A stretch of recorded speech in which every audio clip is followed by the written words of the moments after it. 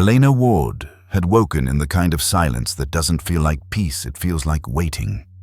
The cabin walls held back the night, but barely.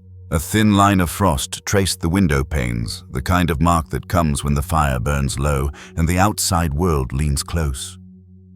She pulled her boots on, shoved open the wooden door, and froze. There, not 3 steps away, lay a grizzly bear cub, curled small against the threshold, its fur dusted with snow. The cub didn't stir, only pressed closer to the warmth leaking through the seam of the door. Its chest rose slow but steady. For a heartbeat, Elena thought of a stray dog, the kind you'd coax in with scraps. But this wasn't a dog. This was a wild animal.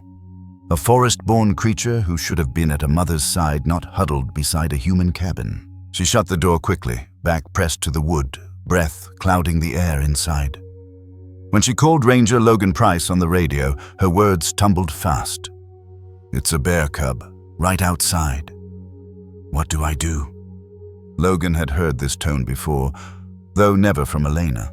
A grizzly sighting is common in the greater Yellowstone area, but a cub alone in winter without a sow is a red flag. "Don't feed it, don't touch it, stay inside. I'll be there at first light." That was all he said. Then static.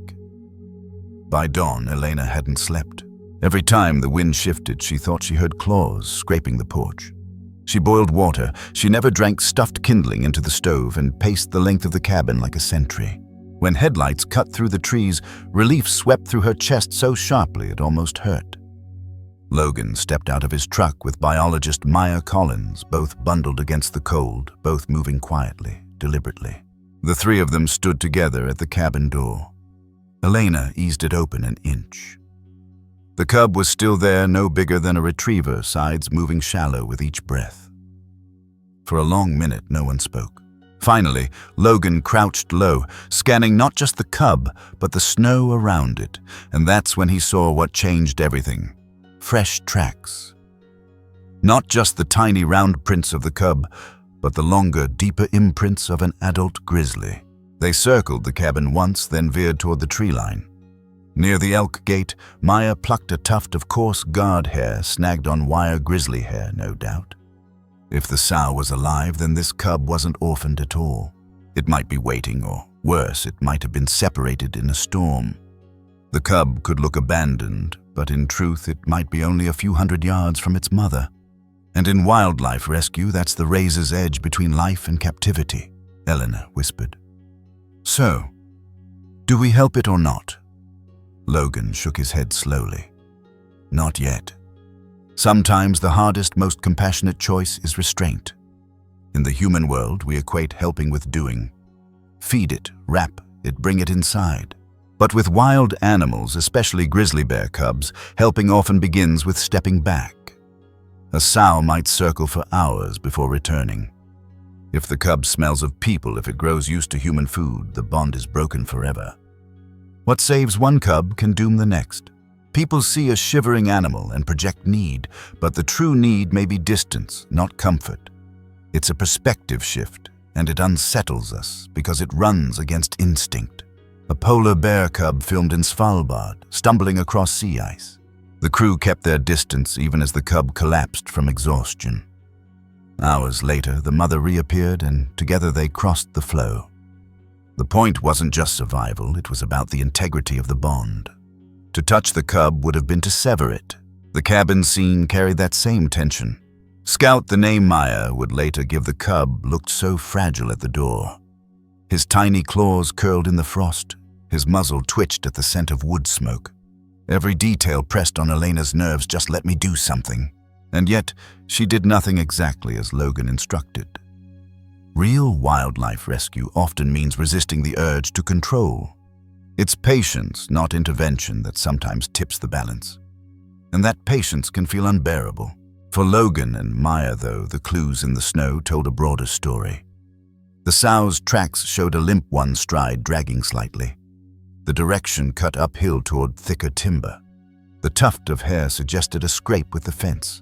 None of this guaranteed survival, but it meant possibility. It meant the cub at the cabin door was not necessarily a lost cause. And yet the risks remained. A hungry cub that lingers near cabins may return again and again, learning that porches bring shelter. That kind of conditioning ends with relocation, sometimes euthanasia. The margin is that thin. So they made their choice. They set up a watch zone, placed cameras near the tree line, and told Elena to secure every scrap of food inside. If the sow returned, they'd have proof. If she didn't, they'd plan for a safe capture. Either way, the cub would not be handled that day.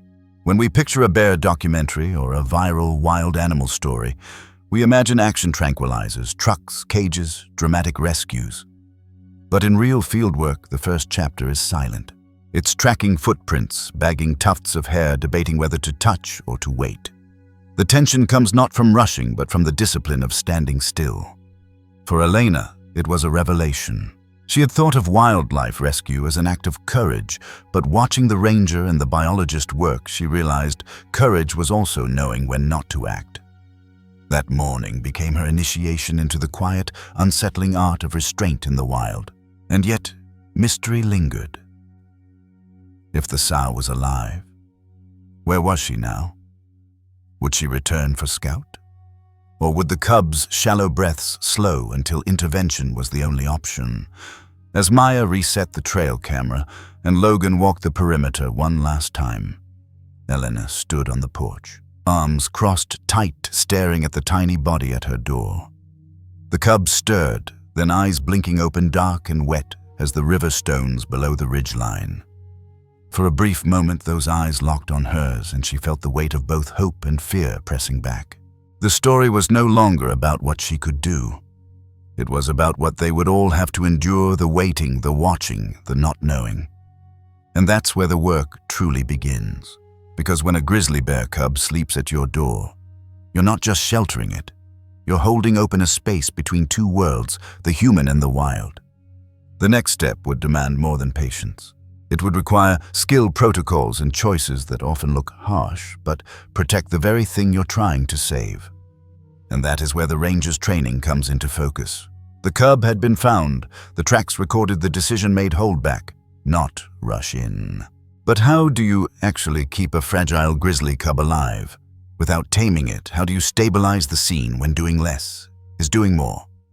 That's the work of the first response, and it's where this story turns next. When Ranger Logan Price crouched in the snow that morning, he wasn't looking at the cub first.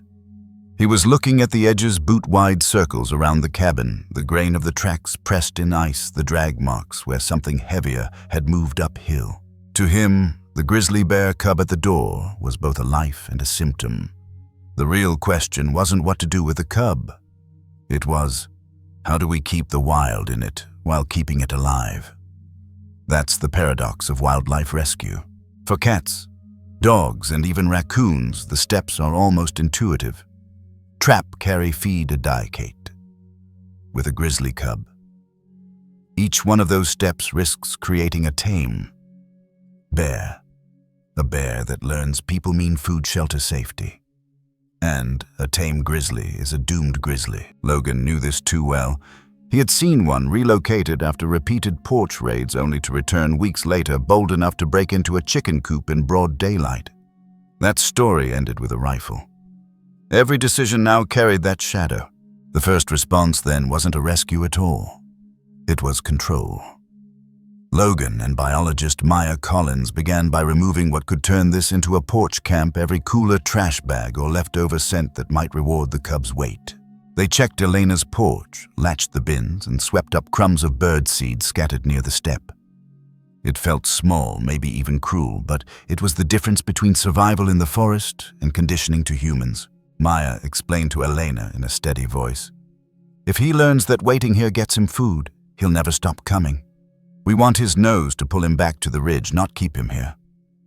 Elena nodded, though her eyes never left the cub. Next came a buffer. Logan paced out a 100-yard ring around the cabin. He planted small flags, a subtle line between human space and cub space. If the sow comes back, he said, she needs quiet. She needs to feel no one's in her way. Maya added a trail cam to a spruce infrared lens, blinking red, and pointed it uphill toward the drag marks. The cub stirred, once lifting his head at the sound of the flag snapping. His nose twitched, but he didn't rise. Logan resisted the urge to move closer. That's the hardest part, he thought, not the patience but the restraint of hands that want to help. Here's where the technique shifted. For weak cubs, state protocol allows intervention only when they show clear distress. Labored breathing, collapsed posture, unresponsiveness. Scout, as Maya was starting to call him, was borderline. Thin, tired, but still alert enough to sniff, to shift his paws, to twitch at sound. That tiny spark of alertness meant one thing: wait longer. Logan knew the temptation was strongest in the waiting hours. A porch cub feels like a moral test. Feed him once and his eyes will brighten. But the price is steep. Cubs that associate food with cabins end up euthanized within a year. The math is cruel but exact. In many wildlife documentaries, we see the dramatic capture, the dart, the truck, the cage. What they don't show is the months of porch visits before that, the neighbors yelling the chicken coops, raided the orchard, stripped. That's when a wild animal story bends toward tragedy. So Logan reached for a different set of tools. Aversive conditioning, mild but memorable nudges back into the forest. He clapped once sharply. The cub flinched but didn't run. He raised his voice, a short bark, not directed at the cub, but at the space around him. Scout blinked, tucked his muzzle against his paw. It wasn't fear, it was a seed of discomfort. Later, if the cub lingered too long, Logan would use beanbag rounds, never to harm, only to make the cabin feel unfriendly. It sounds harsh until you understand the lesson. Discomfort now is safety later. The example Logan gave Elena was simple. Think of fence training a horse. A single jolt teaches respect for the boundary. After that, the animal keeps itself safe. For bears, the principle is the same. Teach them early that cabins mean nothing good. The goal is not comfort, it's survival. For humans, comfort feels like kindness, blankets, food, touch. For wildlife, comfort can erase the very instincts that let them live. The kindest thing you can do for a grizzly cub is make it uncomfortable enough to remember it belongs elsewhere. This is why so many viral videos, the ones showing people feeding wild bear cubs on porches, ring false to trained eyes. They may tug heartstrings, but they're short-term fixes with long-term death sentences. Real wildlife rescue is rarely cinematic.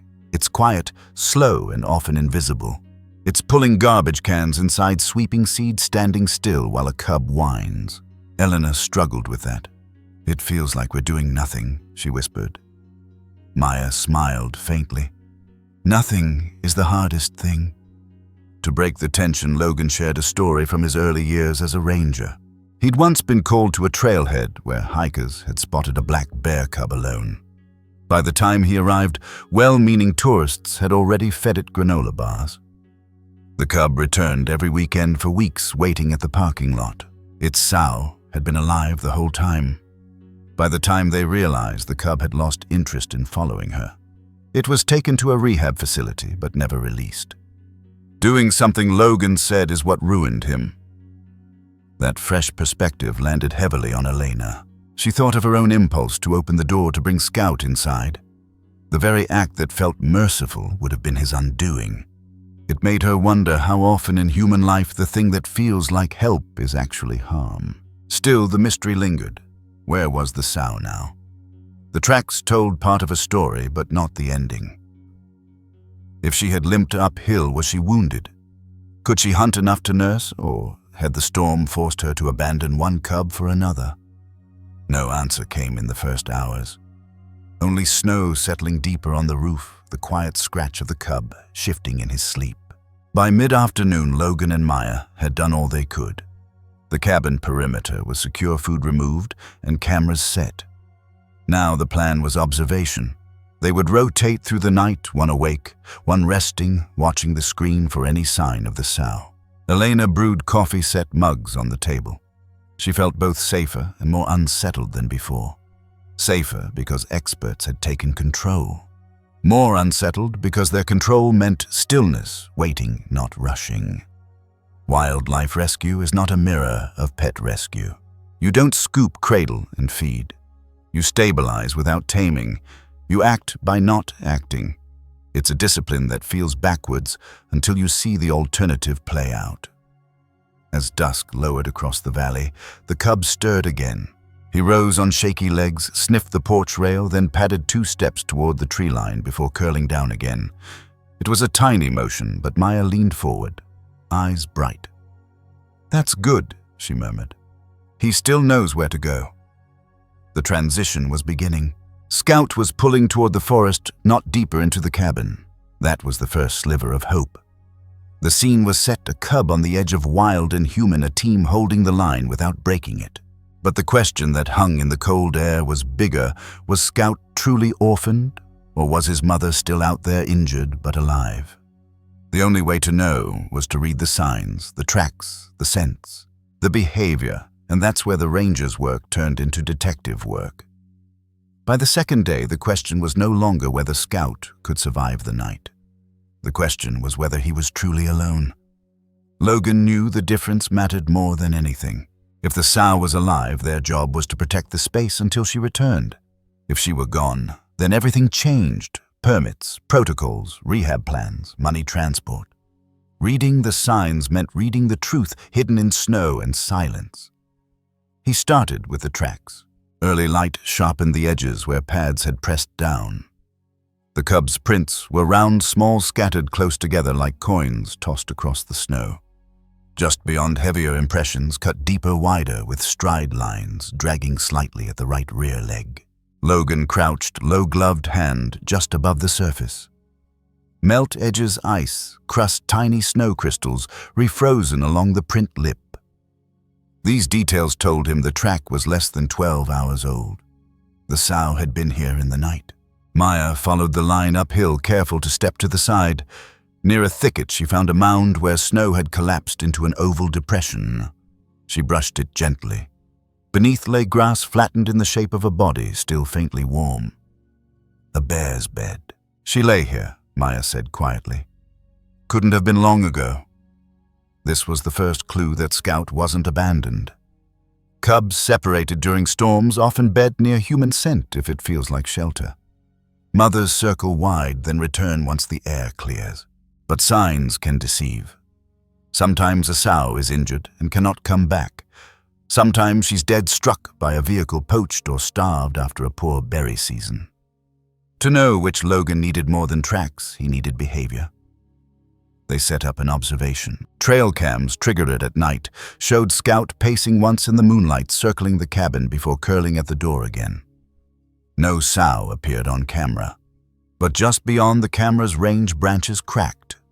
Once at 2:13 a.m., a shape moved at the edge of infrared. Large, limping, disappearing before the frame caught detail.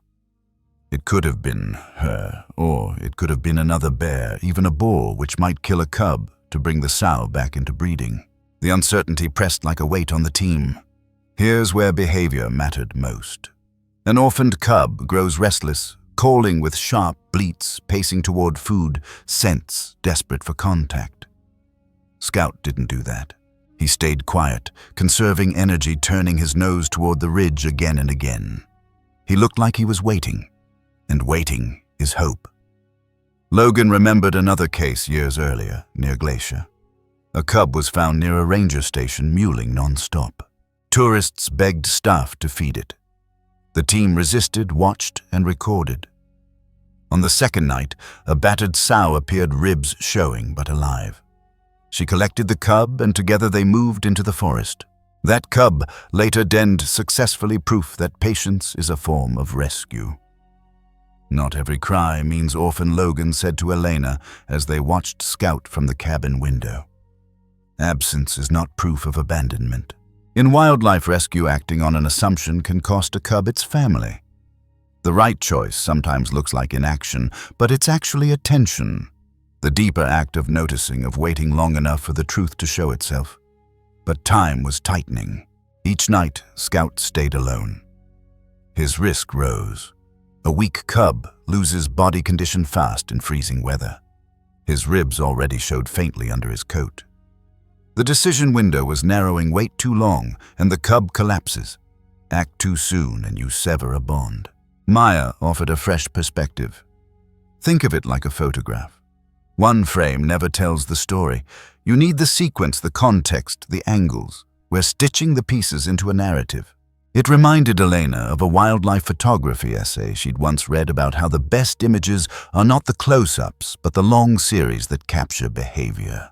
That's what Logan and Maya were doing now, building a documentary in real time, one track, one movement, one absence at a time. Still, the mystery deepened. Wolves moved through the drainage one night, their paw prints cutting across the sow's trail. Predators, often pressure bears, especially wounded ones. The chance of reunion shrank with each sign of struggle. Yet Logan wasn't ready to declare Scout orphaned. He needed proof, not suspicion. They marked another bed site uphill, then another, each fresher than the last. It looked like the sow was moving slowly, bedding often, conserving strength. That was both hope and warning. Hope because she was alive. Warning because if her limp worsens, she might never return. For viewers, here's the bigger takeaway. Wildlife rescue isn't a straight line.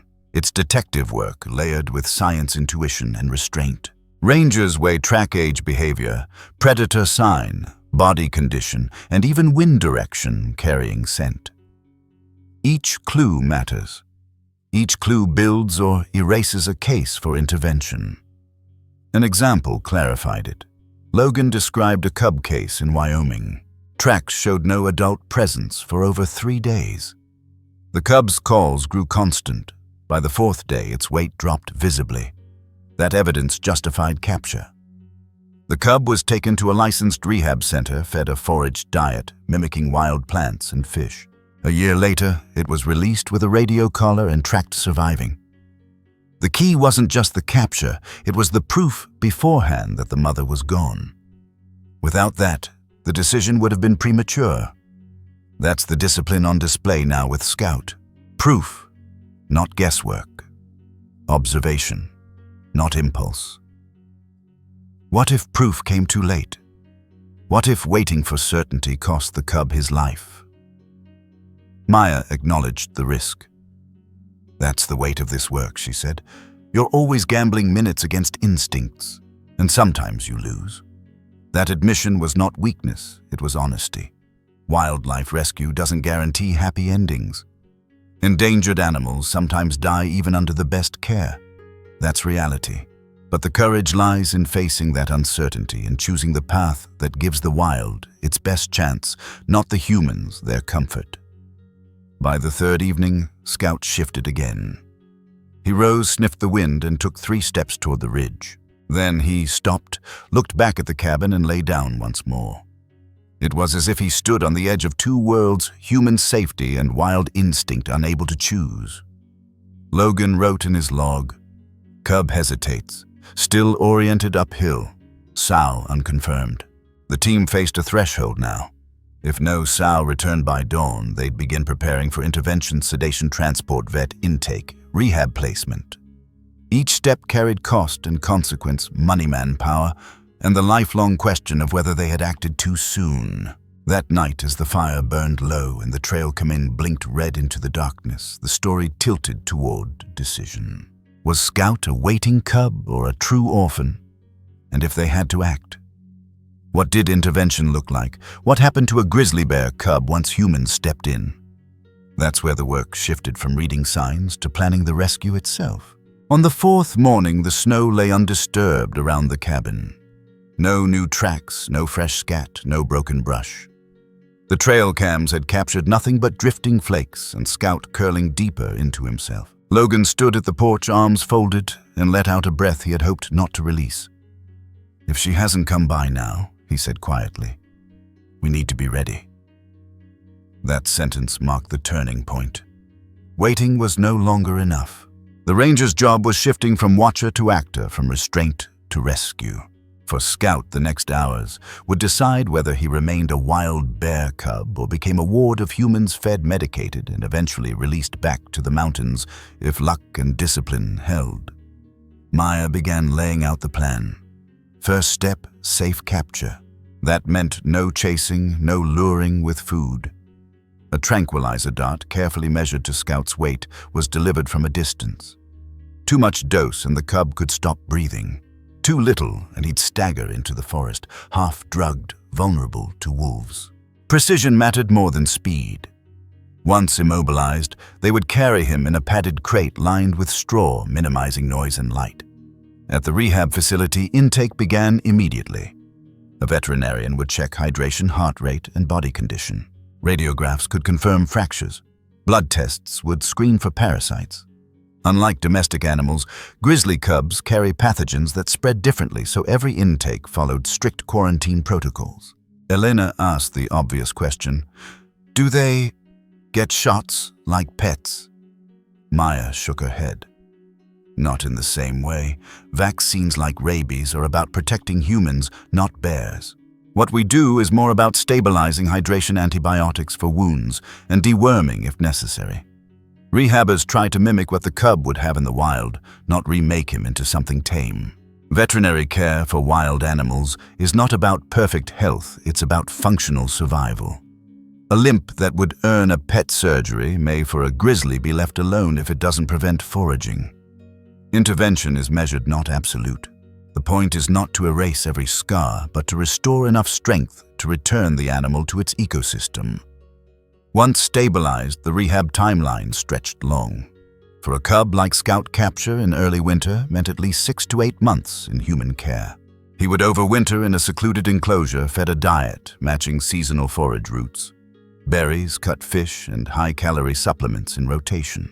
Keepers would limit human contact to the bare minimum, feeding from hidden chutes, cleaning enclosures when the cubs slept, because every glance at a human face was a thread tying them to captivity. Costs stacked quickly. Daily feed could run $40 to $60 more when meat or fish was added. Vet exams, x-rays, sedation, all required specialists' equipment and overtime. Then came the telemetry collar fitted before release, priced in the thousands, linked to satellites that would track scouts' movements for months. Logan knew this budget wasn't covered by magic. Some came from state funds, but much from donations, grants, and volunteers who believed in keeping forest animals wild. Each rescued cub represented a bill, and every bill carried the silent question, "Can we afford to do this again?" Maya mentioned an example from 2 years earlier. A pair of siblings taken in after their mother was hit by a car near West Yellowstone. Both cubs spent the winter in rehab. One thrived, gained weight, and was released with a collar. The other refused food, grew listless, and eventually died despite every effort. "That's the other truth," she said gently. "Not all rescues end in triumph. Sometimes the best we can do is try." For Elena, this was sobering. She had assumed rescue meant salvation. Now she saw it was closer to a wager, a series of careful bets made with science and patience, but never with certainty. Wildlife rescue is not about guarantees. It's about probabilities stacked in the animal's favor. Each intervention is a risk balanced against letting nature decide. The heroism isn't in saving every life, it's in giving each life its best odds without stripping away its wildness. Logan explained timelines in plain terms. If Scout entered rehab now, the goal would be spring release when the high meadows opened and forage was abundant. Release sites were chosen carefully. Remote drainages, poor from cabins, rich with food sources, and monitored for adult bear presence. The cub would leave in a crate door, lifted only once. Rangers had retreated. He would bolt into the trees, uncollared, sibling memories echoing in his mind, wild air in his lungs again. If successful, he might never see a porch again. Intervention is not rescue in the cozy sense. It is a structured, costly, exhausting process with no promised ending. That's why restraint matters so much at the start. Because every cub taken in requires resources that could have been spared if the sow returned. The best rescues are the ones never needed. As the plan solidified, Elena found herself staring at Scout with new eyes. She no longer saw just a fragile creature needing her warmth. She saw a ledger of risks, costs, timelines, and choices. She saw the weight carried by every ranger and rehabber who faced this decision. And she saw how thin the line was between letting go and holding on. That night, the tranquilizer kit sat ready. The padded crate rested by the truck. Trail cams blinked red in the dark. Scout curled in his now familiar hollow by the cabin door, unaware of the machinery of human decision circling him. For Elena, sleep came harder than ever. She kept replaying the ranger's words. If she hasn't come by now, we need to be ready. But being ready didn't mean acting alone. Even the best rescue plan collapses without the support of neighbors, communities, and systems that either strengthen or sabotage the effort. What happens when a cub's survival depends not just on rangers and vets, but on the people who share its valley. That's where the story shifts next to the role of the neighborhood and the uneasy partnership between humans and bears. By the 5th day, the cub's future wasn't only in the hands of rangers, it was in the hands of neighbors. Scout had chosen a cabin door as his refuge, and that meant people tourists, rental owners, weekend hikers were now part of the story, whether they wanted it or not. A single mistake could undo every careful choice Logan and Maya had made. That morning, Logan gathered the handful of residents who lived along the road. They met in the small gravel lot by the trailhead boots, crunching on frost. Elena stood beside him, still uneasy but willing. He laid it out plain. If this cub's going to have a chance, we need everyone. That means trash-secured bird feeders down and no food left outside. Not one granola bar in a backpack on a porch. A man in a flannel jacket frowned. It's just one cub. Why so strict? Maya stepped forward. Because one cub grows, one cub learns. If Scout finds food at a cabin even once, he'll be back. And he won't come back alone. It wasn't scolding. It was the truth spoken gently. Still, the tension was clear. Some neighbors wanted to help the cub directly. Others wanted it gone, and many just wanted their routines undisturbed. This is where managing a neighborhood became as delicate as handling the animal itself. Wildlife agencies had their part, setting protocols, issuing fines, and sometimes relocating bears. But agencies could only do so much from a distance. The daily discipline fell to the people who lived there. That was the community playbook. Small, boring habits that stacked together meant the difference between coexistence and conflict. Logan gave an example that silenced the crowd. Years earlier, a black bear had discovered trash left out weekly in a nearby subdivision. One neighbor tried to secure theirs, but others didn't bother. Within weeks, the bear was raiding yards, climbing fences, and even swiping dog food bowls. Complaints poured in. By summer's end, the bear was euthanized.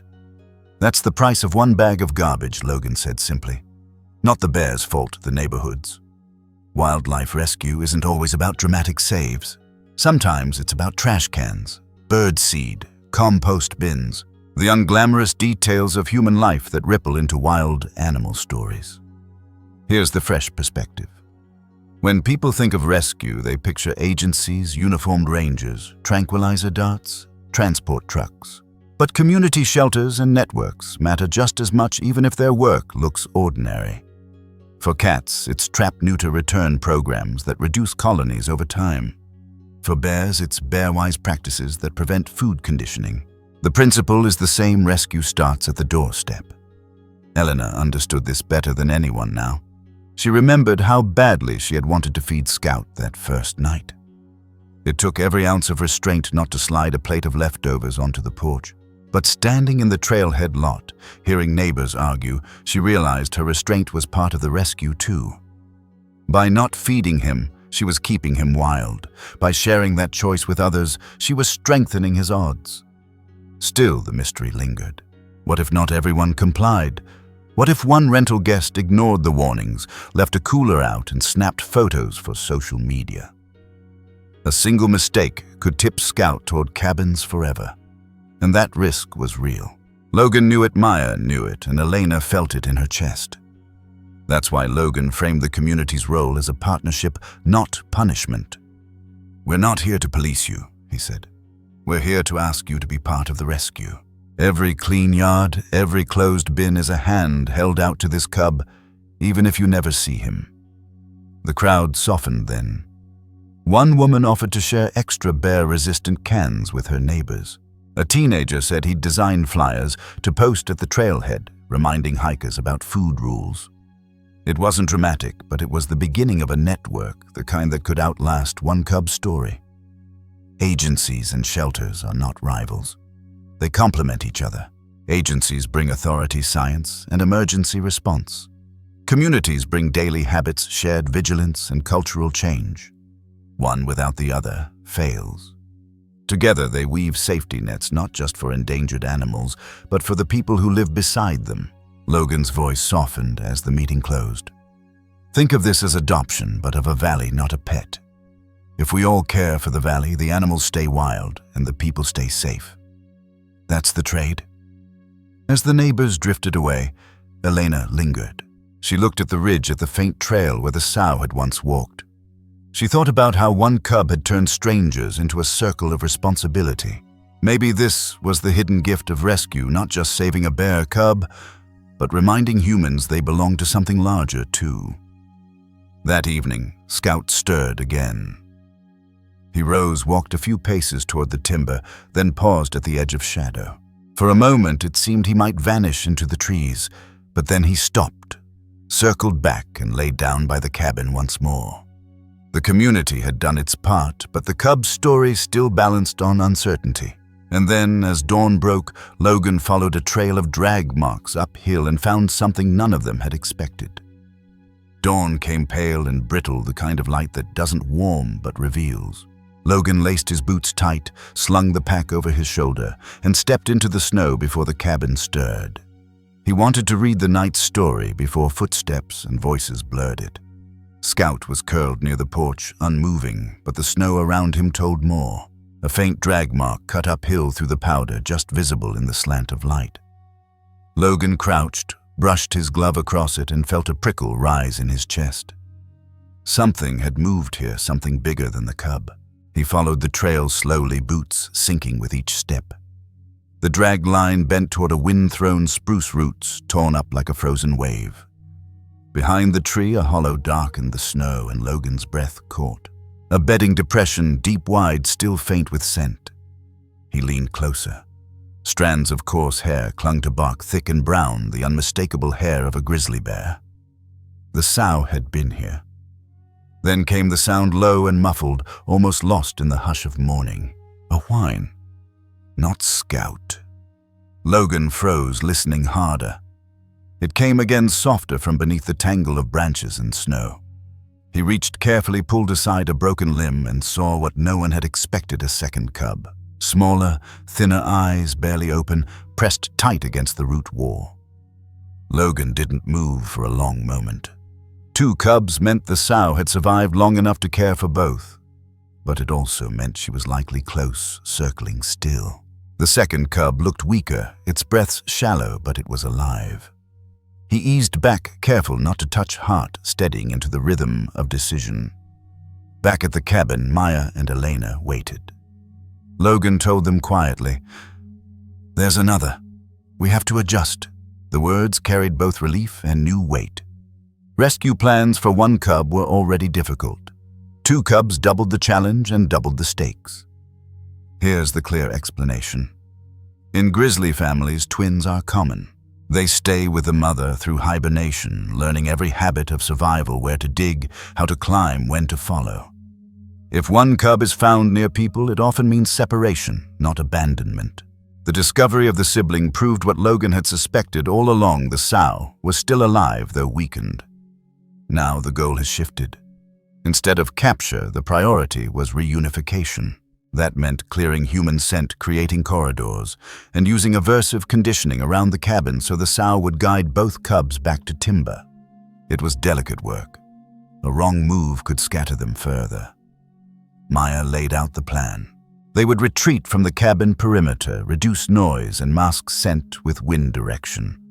They'd let the cubs choose the forest over the porch, drawing them away with silence, not food. Elena swallowed hard. It sounded like doing less again when every instinct screamed to do more. Sometimes the real rescue is not pulling animals closer, but giving them the space to pull away. It's harder, less satisfying, less visible, but it honors the wild bond between mother and cub that no human can replace. To illustrate, Logan shared an example. Years ago, a sow near Yellowstone had been hit by a car, left limping. Locals assumed her twin cubs were doomed. Rangers held back, giving space watching signs. Weeks later, she emerged on the far side of the valley, both cubs trailing behind, thinner but alive. Intervention would have fractured that chance. If we'd taken them then, he said, we would have stolen the survival she still had to give. Eleanor listened, heart caught between awe and fear. She wanted to believe Scout and his sibling would walk back into the trees guided by their mother. But what if the sow's limp worsened? What if predators closed in? Mystery hung over every choice. Wild animal stories are rarely about clean endings. They are about thresholds, about holding space between possible outcomes.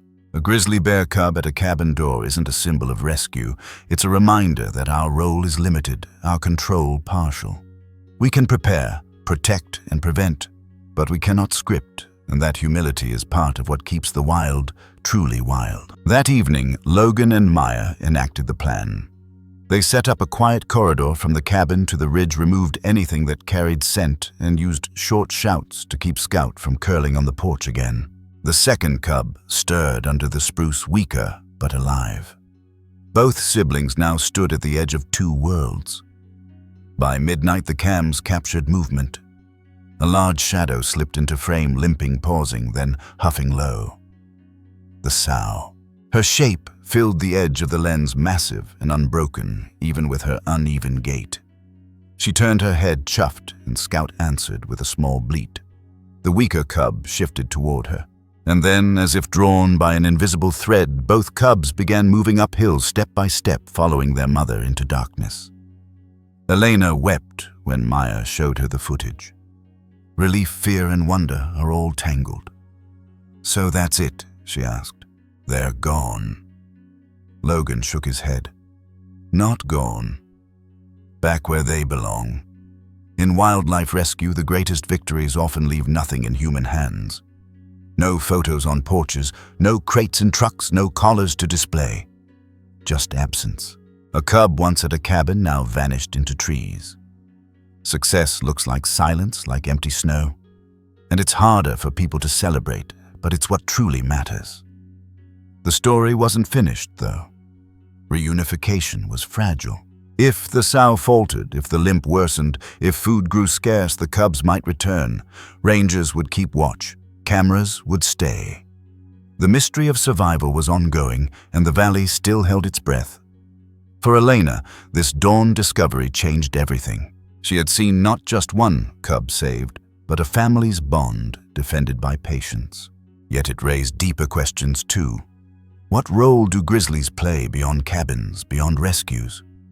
Why does it matter if a cub survives at all in a world of climate shifts, development, and constant human pressure? To answer that, the story must widen. From a single hollow in the snow to the bigger picture of ecology and coexistence. Scout and his sibling had followed their mother into the dark, but the cabin didn't fall quiet. For Elena's silence raised new questions. Why did it matter so much if two cubs survived? Why did a valley rearrange itself around one family of grizzly bears? She turned to Logan with those questions, and he answered not with comfort, but with context. "Every cub carries more than itself," he said. "They carry the health of the land. Grizzlies are not just another forest animal. They are keystone species, ecological engineers. When they dig for roots, they turn soil, spreading seeds. When they scavenge, they recycle nutrients, feeding ravens and coyotes. When they fish, salmon carcasses enrich riverside trees. A single bear's habits ripple through the system like rings in water." Maya added an example that brought it close to home. Years ago, after wolves were reintroduced to Yellowstone, grizzlies shifted back to feeding on elk carcasses in winter. That changed how elk browsed willow and aspen, which in turn changed where birds nested and where beavers built dams. Bears are part of that cascade. You lose them, you don't just lose a predator, you lose balance. This was the bigger picture Elena hadn't seen at first. Saving Scout wasn't about sentiment. It was about safeguarding a thread in a tapestry that tied together rivers, trees, and even the soil beneath her boots. When we talk about endangered animals, we're also talking about endangered systems. A cub at a cabin may look like an isolated story, but it's really a chapter in a much larger book, the health of forests, mountains, and even people. But there was another layer, one harder to hold. Climate change. Logan didn't dress it up. Snowpack is thinner. Berry crops crash after late frosts. Whitebark pine, one of their key foods, is dying from beetles and warming. Bears search longer, travel farther, cross more roads, and find more cabins. It's not just one cub here. It's a pattern. The mystery of Scout's mother's limp might even be part of that pattern, forced to roam into riskier terrain for food. When natural forage fails, grizzlies gamble and often lose near humans. When you see a grizzly bear cub on your screen in a wildlife documentary or a viral wild animal story, you're not just seeing an animal. You're seeing climate development and human behavior colliding in one body. Rescue work is not just about one creature, it's about facing the reasons that creature ended up in trouble at all. Maya shared another example. In Alaska, polar bears forced ashore by melting ice increasingly wander into villages. Cubs are found hungry, lingering near dumpsters. Rescue centers step in, but the root cause isn't negligence, it's shrinking habitat. Likewise, in Montana, as droughts lengthen and berry crops thin, cubs like Scout appear in places they never would have before. Wildlife rescue becomes a patch on a wound much deeper than one valley. That doesn't mean it's hopeless. The small choices matter. Bear-resistant cans, clean campsites, electric fencing around chicken coops. These unglamorous steps add up to real survival odds. Communities that practice them consistently see fewer conflicts, fewer relocations, and fewer deaths. It's not heroic work, but it's steady work. Coexistence isn't a grand gesture. It's repetition. A closed lid every day, a leash kept tight, a cooler stored inside. Boring acts of discipline that stacked together allow both humans and bears to thrive. Elena thought of her neighbors, the meeting at the trailhead, and the teenager offering to make flyers. It struck her that Scout had done something remarkable. Without speaking, without asking, he had drawn people into cooperation. A cub had built a community of restraint. That realization softened her fear into something like gratitude. But Logan's tone stayed grounded. This isn't just about saving bears. It's about saving ourselves, too. These valleys stay whole when the animals in them stay whole. When they vanish, the silence grows, and people feel it even if they can't name it. That was the fresh perspective Elena carried home. Wildlife rescue heals more than the wild. It heals a human hunger for connection, for meaning, for belonging to something bigger than walls and lights. Saving a cub isn't just charity, it's reciprocity. And yet, mystery still lingered. Would Scout and his sibling survive the winter with a limping sow? Would the valley's new discipline hold when the next storm came, when the next tourist rented a cabin and left a cooler out? The bigger picture was vast but fragile. As Elena sat by the fire that night, she replayed the images in her mind. 2 cubs climbing into darkness, a sow limping into the trees, neighbors pledging restraint. It left her wondering about endings. Were they happy, tragic, or simply unfinished? To answer that, the story must return not to the system, but to the heart, the emotional payoff of holding open a door to the wild, and the call to keep it open for whatever comes next. The fire in the cabin had burned low when Elena finally let herself rest. She had seen Scout and his sibling vanish into the timber following their limping mother. No one knew what would happen next, but she knew something had shifted in her too. It wasn't just about one grizzly bear cub anymore. It was about the quiet responsibility we carry when wild lives brush against our own. Logan put it plainly before he left that night. Our job is to keep wild things wild. That line stayed with her, circling in her thoughts. Because keeping wild things wild doesn't always mean stepping in. Sometimes it means stepping back. Sometimes it means sweeping up birdseed, locking a bin, and holding a neighbor accountable. Sometimes it means enduring the ache of uncertainty so that animals can keep the freedom they were born for. Here's the clear explanation. Rescue has many faces. In a shelter, it can look like adoption papers signed and animals finding homes. In the forest, it can look like cameras quietly watching and rangers quietly waiting. Both are rescue. Both protect life. The difference lies in whether survival means belonging to people or belonging to the land. For Scout, survival had to mean the latter. An example sharpened this truth. In Canada's Yukon, a cub once wandered into a highway rest area. Travelers begged officials to capture it. Instead, rangers set up barriers, removed food, and monitored. Days later, the mother returned, leading the cub into the forest. That cub survived, not because humans stepped in, but because they chose discipline over comfort. Wildlife photography captured the moment, a grainy image of the pair moving through snow, and it became part of a bear documentary aired years later. The lesson was simple: restraint is also an action. For Elena, the lesson turned personal. She thought back to the first night when her hand hovered on the doorknob, ready to let the bear cub in.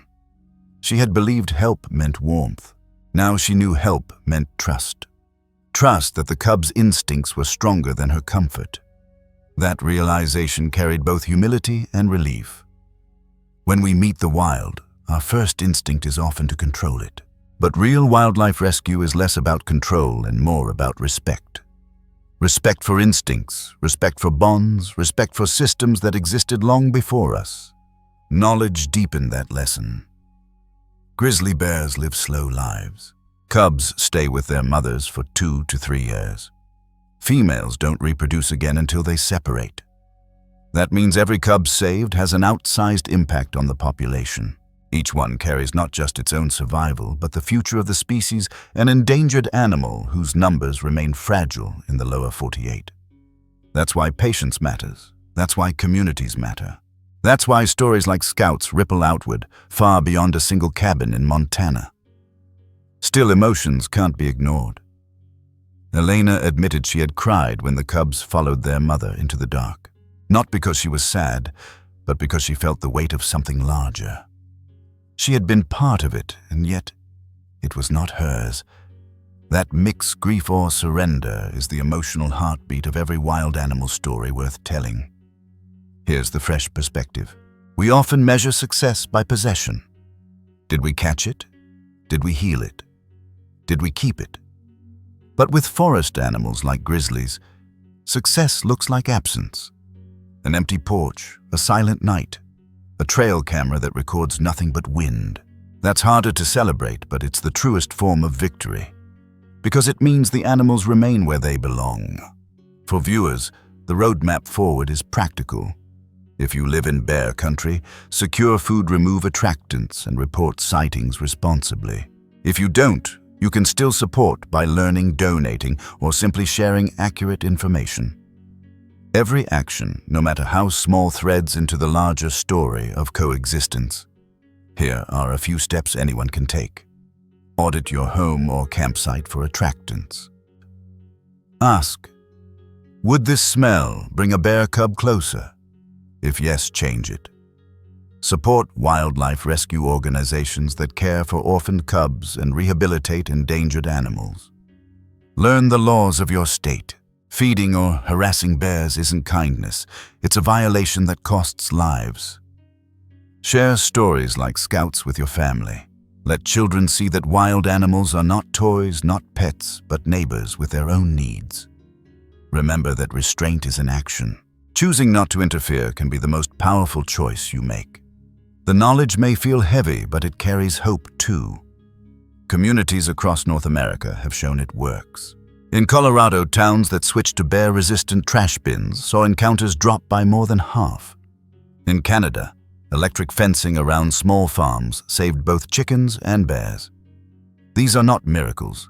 They're habits anyone can build. The emotional payoff is this: when you choose those habits, you are not just protecting animals. You are also protecting your own sense of belonging. You are saying, I live in a world that still has grizzly bears, still has forest animals, still has the possibility of mystery. That gift is worth the effort. Elena understood that by the end. When she walked onto the porch after Scout left, she didn't see emptiness. She saw presence, the presence of a wild family that had passed through, leaving her changed. She whispered into the cold air, not expecting an answer. Stay wild. And maybe that's what this whole story is about. Not one cub, not one cabin, but us learning to whisper the same. Stay wild. Before you click away, pause for a moment. Ask yourself, what does keeping wild things wild mean in your own life? Maybe it's the way you hike, the way you camp, the way you teach your children to respect animals. Maybe it's the way you choose patience over impulse. Reflect on that. And if this story gave you something knowledge, perspective, or simply a spark of wonder, then help us share it. Like this video, subscribe to the channel, and join us as we keep exploring the untold wild animal stories that remind us how much is still worth protecting.